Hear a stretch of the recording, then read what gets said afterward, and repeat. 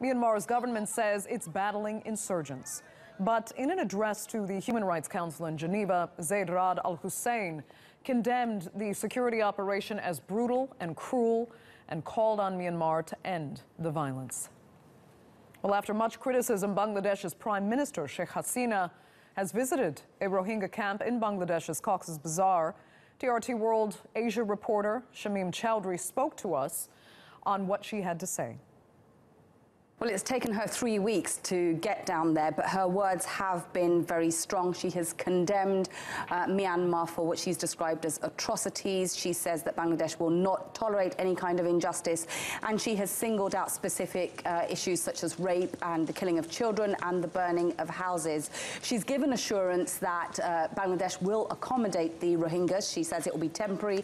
Bangladesh's policy has always been to repatriate the Rohingyas that have been living in the south of the country, and Bangladesh hasn't changed its position on that, but she has made it clear that they will be housed and they will be given basic necessities. Now, Dr. Yang Hee Lee is the UN Special Rapporteur on Human Rights in Myanmar. She says the UN's change in language toward Myanmar's government might not change the reality for the Rohingya on the ground. Well, the language has changed. But the situation will not change for the Rohingya refugees. That's the sad part of the story. The situation is getting more serious as days go by. And I believe that finally the UNHCR was able to airlift emergency supplies to Bangladesh today.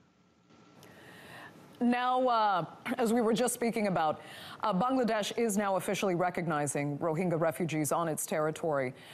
Do you think you see a future then for the Rohingya in Bangladesh, or ultimately must they return to Myanmar? Well, I see that if the people from Myanmar want to go back voluntarily, they have to be allowed to go back voluntarily. Based on the premise that the security issues will be solved.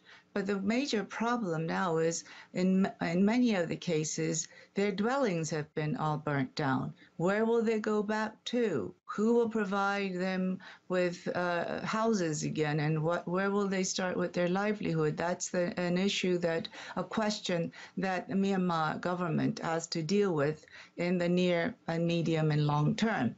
As for settling in Bangladesh, I don't know if that's a possibility or if the people want to settle in Bangladesh. Of course, if there is violence and continued systematic discrimination against the Rohingyas, who would want to go back? But I think these two issues must be looked at together. Would there be a prospect for Rohingya refugees to settle in Bangladesh? Granted, they will be granted access to basic services, basic rights. Well, I'm not sure if that's an easy answer, and these are answers that political figures will have to grapple with.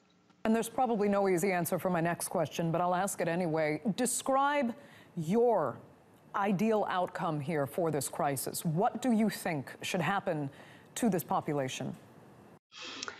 I think the ideal result of this would be that they would be granted status, a legitimate status in the land that they have known as home for generations, and that violence must stop from all sides. The extreme militants, which they call themselves as ARSA, they're not representative of Rohingyas. And so they need to stop, because they cannot attack border guard outposts and police outposts, which jeopardizes innocent people. And they shouldn't attack innocent Rakhine communities or other communities such as the Moro or the Danyat communities in Myanmar and other ethnic communities.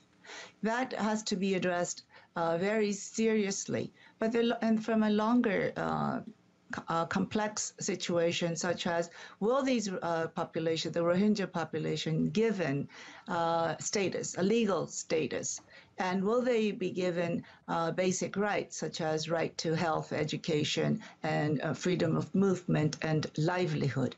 These are the pressing issues. But of course, the most urgent issue is to stop the violence now.